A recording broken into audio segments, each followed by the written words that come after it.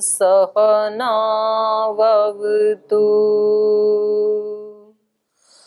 सहनौ भुनक्तु सह वीर्यं करवावहै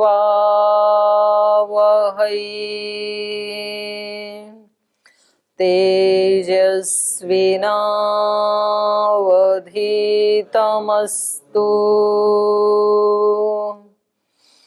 मा विद्विषावहै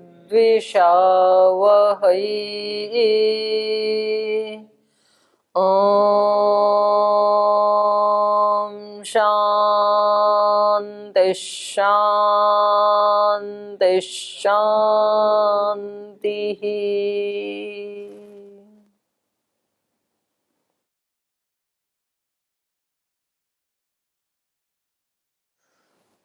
प्रथम अध्याय का द्वितीय पाद पढ़ रहे हैं हम वेदांत दर्शन का। और प्रसंग क्या चल रहा है? उपासना का प्रसंग चल रहा है। किसकी उपासना करनी चाहिए? उपास्य कौन है? ब्रह्म उपास्य है हमारा। और ब्रह्म के भी किस नाम की चर्चा चल रही है अभी? अदृश्य आदि गुण चल रहा है और अंतर्यामी का भी चल रहा है। अंतर्यामी का भी चल रहा है ना, और अदृश्यत्वादी गुण वाला भी चल रहा है अभी। तो इसमें इन्होंने पिछले सूत्र में कहा था विशेषण भेद व्यपदेशाभ्याम च न इतरौ। माने यहाँ जो विशेषण बताए हैं उन विशेषणों को लेकर के, विशेषण वो ही अदृश्यत्वादी जो विशेषण है, और भेद व्यपदेशाभ्याम, भेद का व्यपदेश होने से न इतरौ, दो का ग्रहण नहीं हो सकता है उपास्य में। तो इतर कौन रह गए? जीव और प्रकृति। तो जीव और प्रकृति ये उपास्य नहीं हो सकते हैं, परमात्मा ही उपास्य हो सकता है। क्योंकि यहाँ उपासना के विषय में जैसे मुंडक उपनिषद आदि में यहाँ उदाहरण दिया ना इन्होंने, दिव्यो ही अमूर्तः पुरुषः स बाह्यभ्यंतरो ही अज अप्राणो ही अमन शुभ्र ही अक्षरात् परतः पर एतस्मात् जायते प्राण मनः सर्वेन्द्रियाणि च खम वायु ज्योति रापः पृथ्वी विश्वस्य धारिणी। तो इन प्रसंगों से जो विशेषण है इनसे ये पता चलता है कि यहाँ पर जीवात्मा और प्रकृति का वर्णन नहीं है, बल्कि ब्रह्म ही उपास्य देव है हमारा। तो इसी में फिर आगे सूत्र कहा रूप उपन्यासाच, रूपक अलंकार भी है। ये जो आध्यात्मिक प्रसंग है वहां पर परमात्मा का रूप बताने के लिए एक रूपक अलंकार बनाया। तो उससे भी पता लग रहा है कि वहां जीव का या प्रकृति का ग्रहण नहीं हो सकता है। तत्र प्रदर्शितात रूपक अलंकारादपि सिद्ध्यति इदम यद अदृश्यत्व आदि गुण को अत्र प्रकरणे न जीवो नैव प्रकृति, कि इस प्रकरण में जो अदृश्यत्व आदि गुण वाला है वो ना तो जीव हो सकता है और ना तो प्रकृति, क्योंकि ये दोनों भी अदृश्य है ना। जीव भी अदृश्य है, दिखाई नहीं देता है, और मूल प्रकृति भी अदृश्य है। तो अगर किसी को ये भ्रम हो कि भाई ये भी तो अदृश्य है तो इनका भी तो ग्रहण हो सकता है ना, तो कहा कि नहीं, इनका ग्रहण नहीं हो सकता है। क्यों नहीं हो सकता है? कश्चित् से रूपक अलंकार है। कौन सा है वो रूपक अलंकार जिसको देख करके आप इन दो का ग्रहण नहीं करना चाहते हैं? इति तत्रैव प्रदर्श्यते, बोले वहां पर ही मुंडक उपनिषद में ही कहा है अग्निर्मूर्धा चक्षुषी सूर्य चंद्रौ दिशः श्रोत्रे वाग् विवृताश्च वेदाः वायुः प्राणो हृदयं विश्वमस्य पद्भ्याम पृथ्वी ही एष सर्वभूतांतरात्मा। अग्निर्मूर्धा, ये अग्नि जो है वो उसकी मूर्धा है, और चक्षुषी सूर्य, चंद्र सूर्य, सूर्य और चंद्रमा उसकी आंखें हैं। दिशः श्रोत्रे, दिशाएं उसके श्रोत्र हैं। वाग विवृताश्च वेदा, और ये विस्तृत वेद उसकी वाणी है। वायु प्राणः, और ये प्रवाहशील जो वायु है ये उसका प्राण है। हृदयम विश्वमस्य, और ये सारा विश्व उसका हृदय प्रदेश है। पद्भ्याम पृथ्वी ही एष, और ये पृथ्वी उसके पैरों का कार्य करती है। ऐसा वह सर्वभूतांतरात्मा, ऐसा वो ब्रह्म सब भूतों के अंदर रहने वाला है। तो ये जो रूपक अलंकार है ये ना तो जीवात्मा में घटित होता है, क्योंकि जीवात्मा के चक्षु कभी सूर्य चंद्र नहीं हो सकते। जीवात्मा का प्राण कभी ये वायु नहीं हो सकती है, और ना ही ये रूपक अलंकार प्रकृति में घटित हो सकता है। तो इसलिए कहा अस्मात् पूर्व वचने प्राण आदि नाम जीवंगा नाम पृथ्वी आदि नाम आकाशांता नाम भौतिक पदार्थानाम च उत्पत्तिर यस्मात् जाता स एव उत्तर वचने अत्र रूपक अलंकारेण उच्यते। तो कह रहे हैं अस्मात् पूर्व वचने, ये जो मुंडक उपनिषद का 2:1-4 है, इससे पहले वाले में अर्थात 2:1-3 में प्राण आदि नाम जीव अंगा नाम, प्राण आदि और जीव के अंग, जीव अंगा नाम पृथ्वी आदि नाम। इससे पहले बताया था ना कि वो प्राण आदियों में रहते हुए प्राण से अलग है, चक्षु में रहते हुए जीव अंग, मतलब इस जीवात्मा के जो अंग प्रत्यंग चक्षु में रहता हुआ चक्षु से अलग है। तो कह रहे प्राण आदि से अलग और जीव के अंगों से अलग, और पृथ्वी आदि नाम, और पृथ्वी आदि आकाश पर्यंत जो पांचों भूत हैं उनसे भी भौतिक पदार्था नाम च उत्पत्तिर यस्मात् जाता, वो इन सब में रहते हुए इनसे अलग है ऐसे बताया, और उससे ही ये सब उत्पन्न होते हैं। इन सब की उत्पत्ति जिससे होती है स एव उत्तर वचने अत्र रूपक अलंकारेण उच्यते। तो वही ब्रह्म जो पिछले प्रसंग में माने 2:1-3 में जो इन सब का उत्पत्ति करता बताया हुआ था, वही ब्रह्म इस उत्तर वचन में इस रूपक अलंकार के द्वारा उसका स्वरूप बताया है कि जिससे उत्पन्न हुआ वो कैसा है। तो बोले वो ऐसा है कि सूर्य चंद्र उसकी चक्षु हैं, अग्नि मूर्धा है, दिशाएं उसके स्रोत्र हैं, ऐसा ऐसा है वो ब्रह्म। स एष रूपक अलंकारो न जीवात्मनि घटते, तो ये जो रूपक अलंकार है ये जीवात्मा में घटित नहीं होता है। क्यों? तस्य अणु परिमाणत्वात्, जीवात्मा तो कैसा है? अणु परिमाण वाला, और ये विभू है जो रूपक अलंकार में दिखाया है। और अल्प शक्तिमत्वात्, वो अल्प शक्ति वाला है, और ये तो सर्वशक्ति वाला हो गया। और एकदेशित्वाच्च, और वो तो अणु होने के कारण एक देश में रहता है, और ये विभू होने के कारण सब जगह रहता है। तो ये जीवात्मा में तो घटित नहीं हो सकता है। नैव च अस्य सर्वभूतांतर आत्मत्वेन कथंचित भवितुम शक्यते, क्योंकि ये एक देशी है ना, तो सब भूतों के सर्वभूतांतर आत्मा ये हो ही नहीं सकता है। और प्रकृति में क्यों नहीं घटित हो सकता है ये अदृश्यत्वादी और ये रूपक अलंकार? तो कहा उपादानस्य प्रकृत्याख्यम अव्यक्तम अव्यक्तस्य अपि इदम रूपकम न कल्पयितुम युज्यते।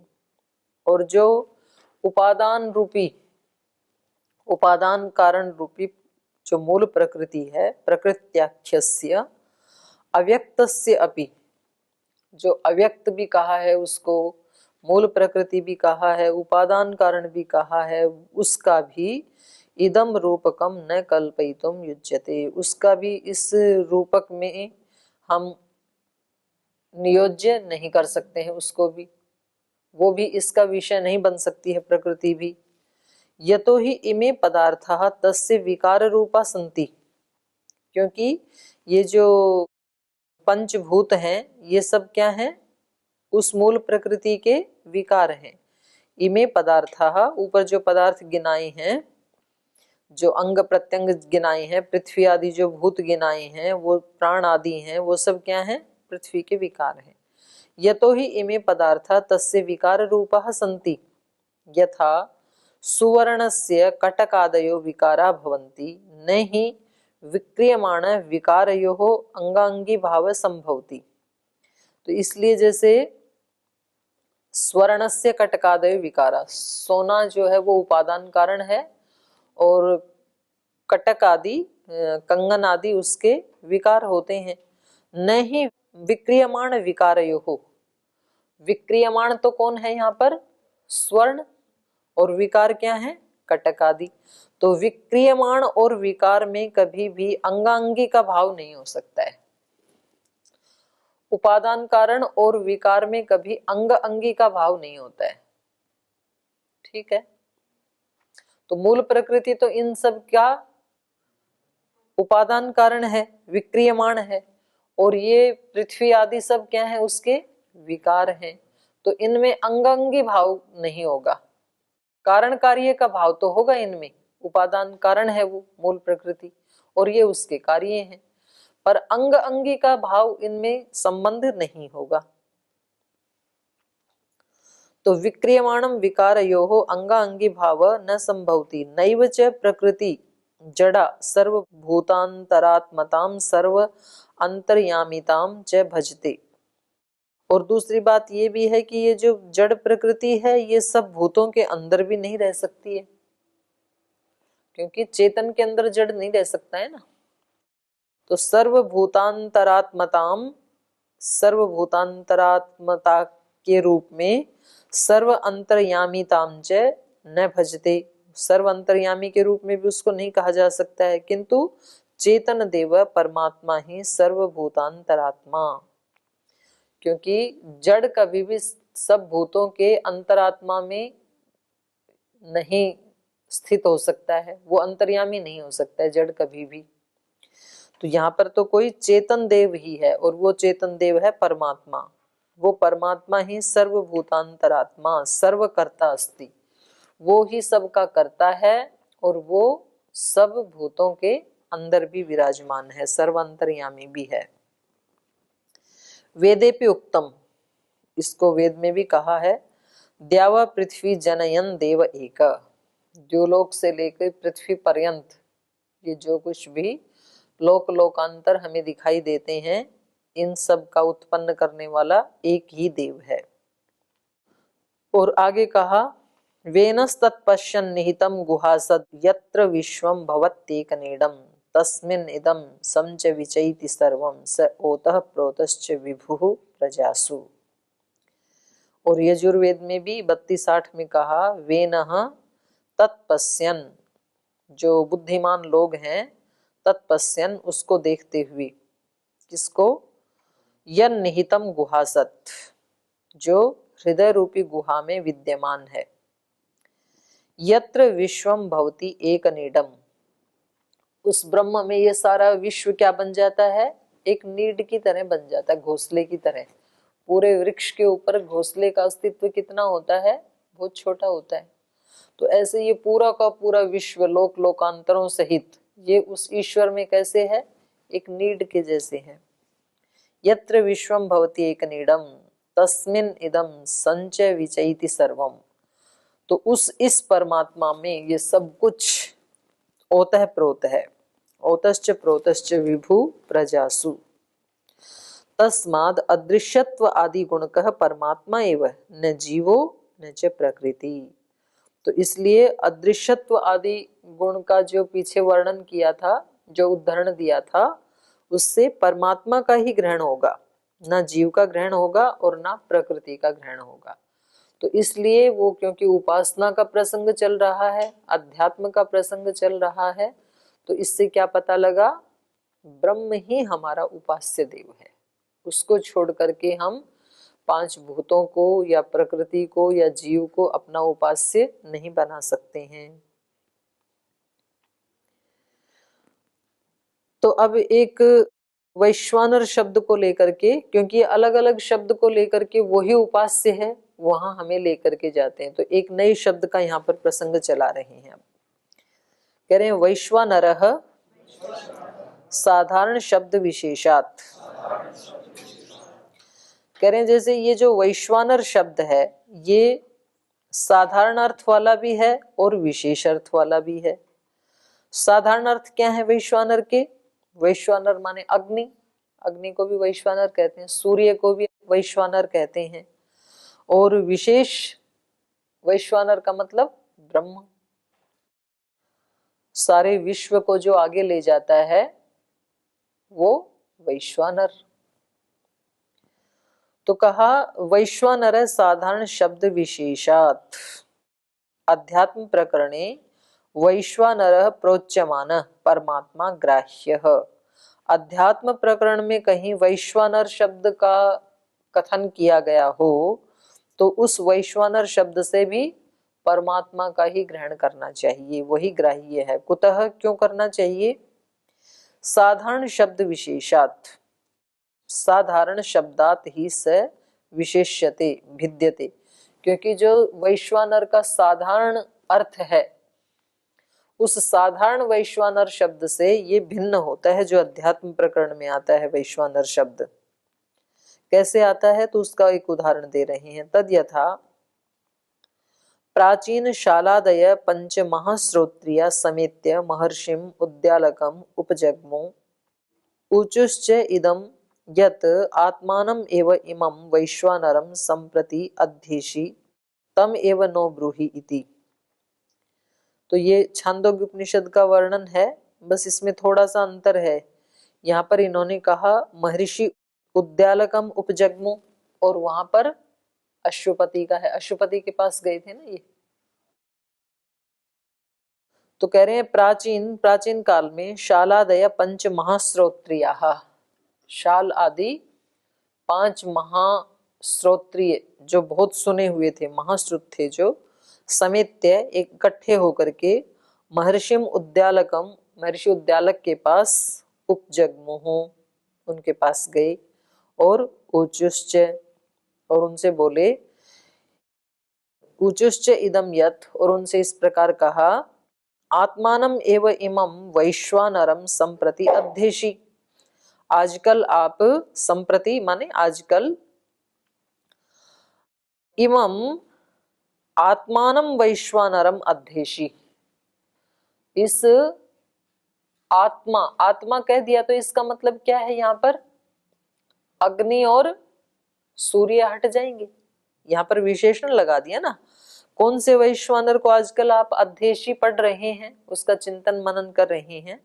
आत्मानम एव इमं वैश्वानरम, विशेषण आ गया ना आत्मा। तो विशेषण लगने के बाद बाकी के जो 2 इसके साधारण अर्थ थे वो अपने आप ही हट जाएंगे। अगर केवल वैश्वानर होता तब तो हम ये नहीं कह सकते थे, हम ये भी कह सकते थे कि हो सकता है यहाँ पर उन्होंने सूर्य की उपासना के लिए ही कहा हो सकता है अग्नि की उपासना के लिए ही कहा हो, लेकिन यहाँ तो स्पष्ट उन्होंने विशेषण लगा दिए। जैसे यहाँ पर किसी के साथ विशेषण लगा दें, जैसे आप में एक ही नाम वाले ब्रह्मचारी या सन्यासी कौन है? सन्यासी तो चलो अलग ही हो गए, ब्रह्मचारी ऐसे हैं कोई एक नाम वाले? नीतीश जी, आपके नाम वाला कोई और भी है? ना, 2 नाम वाले कोई हैं ऐसे? सौरभ जी 3। तो एक कौन सी कक्षा में पढ़ते हैं? हाँ, तो एक MA प्रथम वर्ष में हो गया, एक BA तृतीय वर्ष में हो गया। तो ऐसे कहेंगे कि सौरभ जी को बुलाओ तो समझ में नहीं आएगा ना, तो तीनों का ग्रहण होगा। और जब कहें कि सौरभ जी MA प्रथम को लाओ तो 2 अपने आप ही हट जाएंगे ना। तो विशेषण भेदक होता है, तो यहाँ पर तो विशेषण लगा दिया वैश्वानर। कौन से वैश्वानर के बारे में आजकल वो अध्ययन कर रहे हैं? उद्यालक आत्मानम एव इमं वैश्वानरम। और यहाँ आत्मा कहने से जीवात्मा का ग्रहण भी हो सकता है, क्योंकि आत्मा कहा ना, पर यदि जीवात्मा का ग्रहण होता तो जीवात्मा के बारे में तो वो पहले ही साक्षात्कृत हैं, जो 5 महाश्रोत्रिय उनके पास गए हैं, तो आत्मा तो वो स्वयं ही है और उन्होंने आत्मदर्शन भी किया है, तो उसके बारे में तो पूछेंगे नहीं। तो किसके बारे में पूछेंगे? यहाँ आत्मा से क्या लिया जाएगा? परमात्मा। आत्मानम एव इमं वैश्वानरम संप्रति अध्येषि, संप्रति भवान आत्मानम एव इमं वैश्वानरम अध्येषि तम एव नो ब्रूहि इति। तो हमें भी आप उसी का उपदेश दीजिए, ऐसा उन्होंने कहा। तो कहा वैश्वानर शब्द है ना परमात्मा ग्राह्य। तो यहाँ वैश्वानर शब्द से क्या ग्रहण करना चाहिए? परमात्मा, ना अग्नि ना सूर्य।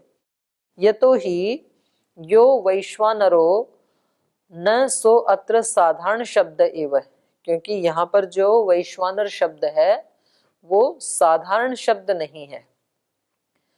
न सो अत्र साधारण शब्द एव, यह खलु साधारण शब्दो अग्नौ जठराग्नौ देवात्मके सूर्ये च प्रयुज्यते, किंतु अत्र स आत्म शब्देन विशेष्यते। साधारण रूप से जब वैश्वानर शब्द आता है तो अग्नि का वाचक भी होता है, जठराग्नि का भी होता है, और देवों में सूर्य का भी वाचक होता है। किंतु अत्र, लेकिन यहाँ पर इस प्रसंग में तो, छांदोग्य उपनिषद में तो आत्म शब्देन विशेष्यते, उसके साथ आत्मा शब्द का विशेषण लगा हुआ है, आत्मा शब्द के साथ आया है ये वैश्वानर शब्द। आत्म शब्देन विशेष्यते तेन स भेद्यते, तो इस कारण से, विशेषण लगने के कारण अब उसका विशेष अर्थ हो गया, और विशेष अर्थ है ब्रह्म। आत्मानम वैश्वानरम, वैश्वानर के साथ विशेषण क्या लगा दिया? आत्मानम, तो आत्मा को जोड़ दिया ना। एवं सती न च जीवात्मा ग्रहीतुम युज्यते, तो इसलिए ना तो यहाँ जीवात्मा का ग्रहण होगा वैश्वानर कहने से। अत्र विचारणायाम ब्रह्म शब्दो अपि विशेषणम प्रयुज्यते, तो यहाँ क्योंकि ये विचार कर रहे हैं ना, तो यहाँ पर ब्रह्म शब्द ही वैश्वानर शब्द से युक्त किया जा रहा है, कहा जा रहा है। आगे और कह रहे हैं, कोनु आत्मा किम ब्रह्म। अगला जो प्रश्न है ये था 5-11-6 और 5-11-1, इससे पहले जो प्रसंग चल रहा है वो कौन सा चल रहा है? कोनु आत्मा किम ब्रह्म। तो यहाँ पर भी ये जो आत्मा शब्द है, माने केवल इतने से अंश को आप देखेंगे तो इसका अर्थ आप क्या लगाएंगे? आत्मा क्या है, ब्रह्म क्या है, ऐसा अर्थ नहीं है। यहाँ पर आत्मा से भी परमात्मा का ही ग्रहण हो रखा है। जब इससे पीछे की पूरी पंक्ति आप पढ़ेंगे तो आपको पता चलेगा कि यहाँ पर ये उस ब्रह्म की खोज में निकले हैं, और ये कह रहे हैं कोनु आत्मा किम ब्रह्म। ब्रह्म, ये ब्रह्मात्मा रूप से जिसका वर्णन किया गया है वो कौन है और वो कैसा है, ऐसी खोज थी इनको। प्रश्न अत्र लक्ष्यम ब्रह्मैव, तो ये जो प्रश्न है 5-11-1 का, इसमें इनके प्रश्न का लक्ष्य कौन है? ब्रह्म ही है, क्योंकि ये ब्रह्म की ही खोज में निकले थे। यद अस्माकम जीवात्मना आत्मा क सह, यहाँ इनका प्रश्न ये था कि हम जीवात्माओं का भी जो आत्मा है, शरीर का आत्मा तो हम जीवात्मा है, हम जीवात्माओं के कारण इस शरीर की सब गतिविधि, इसका सब कार्य हो रहा है, और हम आत्माओं की गति किसके कारण हो रही है? तो वो क्या हो गया? आत्माओं का भी आत्मा हो गया। तो यहाँ पर यही प्रश्न उन्होंने उठाया था। अस्माकम जीवात्मनाम आत्मा कह सह, हम जीवात्माओं का भी आत्मा अर्थात परमात्मा वो कौन है? ये इस ऊपर वाले प्रश्न में इन्होंने प्रसंग उठाया था, कौनो आत्मा किम ब्रह्म, ये कह करके। तो कह रहे इसलिए यहाँ पर किसका ग्रहण किया जाएगा? ब्रह्म का ही किया जाएगा। आत्माओं का आत्मा कौन हो सकता है? ब्रह्म ही हो सकता है। ब्रह्म इति स्यात्, ब्रह्म ही हो सकता है। परंतु तत् कथन जातीयम इति विचार है, लेकिन वो किस प्रकार का है वो ब्रह्म? वो हम आत्माओं का भी आत्मा तो ब्रह्म है, लेकिन उस ब्रह्म का स्वरूप क्या है ये जानना चाहते हैं कि किस प्रकार का है वो। तस्माद अत्र विशेषण बलेन, तो यहाँ पर क्योंकि विशेषण लगाया है आत्मा, तो इस विशेषण के बल से वैश्वानर शब्देन उच्यमाना परमात्मा ग्राह्य, तो इसलिए यहाँ पर वैश्वानर शब्द कहने से परमात्मा का ही ग्रहण होगा, अग्नि आदि का ग्रहण नहीं होगा। और कह रहे हैं स्मर्यमाणम अनुमानम स्यात्। स्मर्यमाणम, स्मर्यमाणम माने स्मरण में आता हुआ भी, अनुमानम यही प्रमाण होता है। स्मरण में आता हुआ भी अनुमानम स्यात्, अनुमान प्रमाण होता है। कौन? वैश्वानर शब्द। स्मर्यमाणम अनुमानम स्यात्, एकैकम अंगम स्मर्यमाणम स्वस्य अंगिनः साधने अनुमानम प्रमाणम भवति। एक एक अंग को याद करते हुए, पीछे आया था ना, चक्षु का भी चक्षु, श्रोत्र का भी श्रोत्र, ऐसे आया था ना।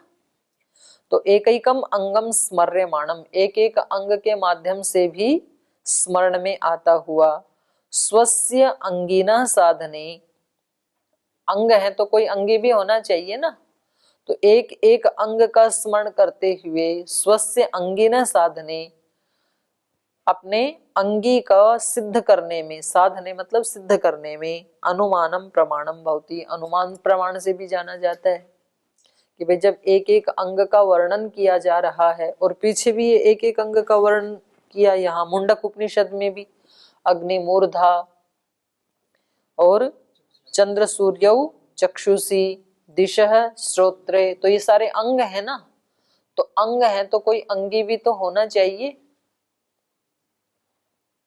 तो उस अंगी को स्मरण करते हुए भी किसका ग्रहण किया जाएगा? ब्रह्म का ही किया जाएगा, क्योंकि ये अंग और किसी के तो हो नहीं सकते हैं। सूर्य चंद्र जैसी आंखें जीवात्मा की तो हो नहीं सकती हैं, और प्रकृति की भी नहीं हो सकती हैं। तो अंगी को याद करते हुए भी स्वस्य अंगिन साधने, अपने स्वस्य माने जिसके ये अंग हैं, जो ऊपर वर्णन किया था मूर्धा आदि, तो उसका अंगिन साधने, उस अंगी को सिद्ध करने में अनुमानम प्रमाणम भवति, तो अनुमान से भी ये वैश्वानर या परमात्मा ही यहाँ पर जाना जाएगा। यद अत्र एकैकम शिर आदि खलु अंगम स्मर्यते, जो ये मुंडक उपनिषद में एक एक अंग सिर आदि अंग के रूप में स्मरण किए हैं, तस्य वा एतस्य आत्मनो वैश्वानरस्य मूर्धैव सुतेजा चक्षुः विश्वरूपः प्राणः पृथग् वर्त्मा संदेह बहुलो बस्तिरेव रई पृथ्वी एव पादौ। छांदोग्य उपनिषद में ही पीछे वाला जो था वो तो मुंडक उपनिषद का दिया था, अब छांदोग्य उपनिषद का दे रहे हैं। ये कह रहे हैं यहाँ एक एक अंग को स्मरण किया जा रहा है, सिर आदि को, उसका स्मरण करते हुए कहा तस्य वा एतस्य आत्मनो वैश्वानरस्य, ये जो परमात्मा वैश्वानर है उसका, मूर्ध एव सुतेजः चक्षुः, ये जो तेजस्वी दो चक्षु हैं सूर्य चंद्र, ये ही उसकी मूर्धा है। विश्वरूपः प्राणः पृथग् वर्त्मा, और विश्वरूप जो प्राण है उसके वो है पृथग् वर्त्मा, पृथग् वर्त्मा माने वायु, वायु ही उसके प्राण है। संदेह बहुलो, और ये आकाश ही उसका संदेह, चमड़ा है, उस आकाश ही तो लिपटा हुआ है ना उसके चारों तरफ। बस्तिरेव रई, रई मतलब जल, जल ही मतलब समुद्र ही उसका बस्ती प्रदेश है, बस्ती प्रदेश में ही जल रहता है, मूत्राशय में मूत्र रहता है जल के रूप में, तो ऐसे ये जल ही उसका बस्ती प्रदेश है। पृथ्वी एवं पादौ, और ये पृथ्वी ही उसके पैरों के समान है। तो एवं अंगै स्मर्यमाण वैश्वानर परमात्मा एवं अनुमातुम शक्यते, तो ये जो एक एक अंग हैं इनको स्मरण करते हुए अंगी के रूप में वैश्वानर परमात्मा का ही ग्रहण हो सकता है, उसी का अनुमान किया जा सकता है, न अन्य। बाकी दो का तो अनुमान नहीं किया जा सकता, जीव और प्रकृति का। क्यों? सामर्थ्य अभावात, उनमें तो ये सामर्थ्य नहीं है। सामर्थ्य अभावात एतादृशंगानाम, इस प्रकार के अंगों की सामर्थ्य का अभाव होने से, ना तो ऐसे अंग जीवात्मा के हो सकते हैं, और प्रकृति तो वैसे ही जड़ है तो उसके तो होंगे ही कैसे। तद भिन्नस्य अंगिनो अभावात, उस वैश्वानर परमात्मा के अंगी होने के अतिरिक्त और कोई ऐसा अंगी नहीं हो सकता है, ऐसे अंगी का अभाव होने के कारण। अंगानाम च अंगी संभवात, और यदि अंग है तो अंगी तो होना ही चाहिए। तो बाकी के दो तो ऐसे अंगी हो नहीं सकते हैं, तो कौन हो सकता है? परमात्मा ही हो सकता है। स एष वैश्वानरो अंगी रूप परमात्मा अस्ति। इसलिए ये जो वैश्वानर रूपी परमात्मा है वो ही इन अंगों का अंगी है। तदित्थम अंगी निश्चयात्मकम कथनम वेदे अपि विद्यते। और कह रहे इस प्रकार का ये इस वैश्वानर अंगी का कथन वेद में भी आया है। वेद भी क्या कह रहा है? अथर्ववेद यस्य भूमि प्रमा अंतरिक्षम उतोदरम। ये भूमि ही जिसका प्रमा पैर है, अंतरिक्षम उत उदरम और ये अंतरिक्ष ही उसका उदर है। दिवम यश चक्रे मूर्धानम और ये द्युलोक जिसकी मूर्धा है। तस्मै ज्येष्ठाय ब्रह्मणे नमः। उस ज्येष्ठ ब्रह्म को हमारा नमन है, प्रणाम है। यस्य सूर्य चक्षु चंद्रमाश्च पुनः अर्णवः। और सूर्य चंद्रमा उसके चक्षु हैं। सूर्य चक्षु चंद्रमाश्च पुनः अर्णवः। ये सूर्य उसका चक्षु है और चंद्रमा अर्णव। अर्णव मतलब रस होता है, औषधियों में रस चंद्रमा ही भरते हैं, तो ऐसा वर्णन है वहां पर। अग्निम यश चक्र आस्यम और अग्नि ही उसका मुख है। मुख में जो डालते हैं तो वो सारे अंग प्रत्यंग को मिल जाता है, तो अग्नि में जो कुछ डालते हैं वो सब देवों को मिल जाता है। अग्निम यश चक्र आस्यम तस्मै ज्येष्ठाय ब्रह्मणे नमः। उस ज्येष्ठ ब्रह्म को हमारा नमन है। तो इस प्रकार से ये जो रूपक अलंकार बनाया था या जो वैश्वानर शब्द है, इससे जहां कहीं ये अध्यात्म प्रकरण में आएगा वैश्वानर शब्द, वहां ब्रह्म का ही ग्रहण होगा वैश्वानर शब्द से। जो अग्नि आदि हैं उनका ग्रहण नहीं होगा। तो ये प्रसंग से पता चल जाएगा। तो शब्दादिभ्यः अंतः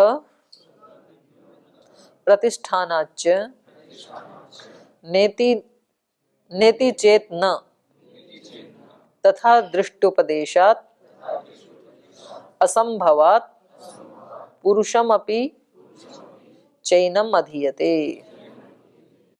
शब्दादिभ्यो अंतः प्रतिष्ठानाच्च, ये एक ही शब्द है, अलग अलग कर दिया इन्होंने। शब्दादिभ्यो अंतः प्रतिष्ठानाच्च न इति चेत न। तो समय हो गया, इसको कल करेंगे फिर।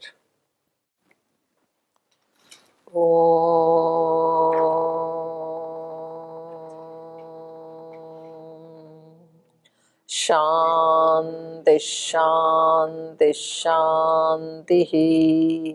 श्री गुरुभ्यो नमः।